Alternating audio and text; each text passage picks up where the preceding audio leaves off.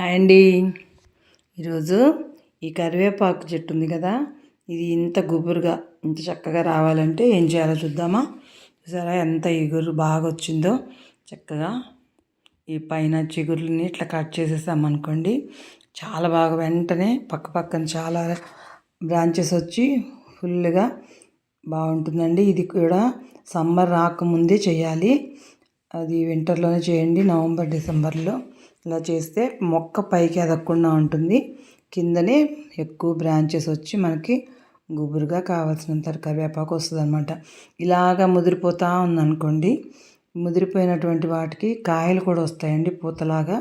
దీన్ని కూడా కాయలు కావాలి అనుకుంటే, అంటే మిగతా జర్మినేషన్కి పక్కన వాళ్ళకి ఎక్కువ ప్లాంట్స్ రావడానికి ఇవ్వడానికి అనుకుంటే కాయలు కొంచండి, లేదంటే ఇలా కట్ చేసేయండి. ఇలా కట్ చేయడం వల్ల కూడా ఇంకా చక్కగా గుబురుగా బాగా వస్తుందన్నమాట. ఇవి కాయలు వచ్చేస్తున్నాయి కదా అని అలాగే ఉంచేసామనుకోండి, ఈ చెట్టు పెరగదు, ఆకులు ఎక్కువ రావు. ఓకేనా? ఇలా చేయడం వల్ల మనకి మంచిగా కరివేపాకు గుబురుగా వస్తుంది.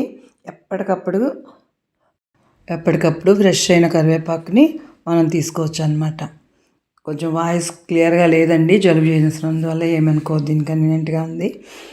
ఇది ఇలా కట్ చేసుకోవడం వల్ల మనకి కరివేపాకు ఎక్కువగా తీసుకోగలుగుతాం. కుండీల్లో అయినా సరే చక్కగా గుబురుగా మొలుస్తుంది మొక్క, బతికి చక్కగా మంచి ఆకులు రావడానికి పాసిబుల్ ఉంటుందన్నమాట. ఇలా పూత వచ్చినా సరే, లేదంటే ఇగుర్లుగా ఉన్నప్పుడైనా సరే కట్ చేసుకోవచ్చు. ఇలా కట్ చేసి మంచిగా ఎక్కువ కరివేపాకుని కుండీల్లో కూడా పెంచుకోవడానికి ఇలాంటి చిన్న చిన్న టిప్స్ ద్వారా చూద్దాం. ఓకేనా? Thank you for watching my channel. Like, share and subscribe my channel. Thank you.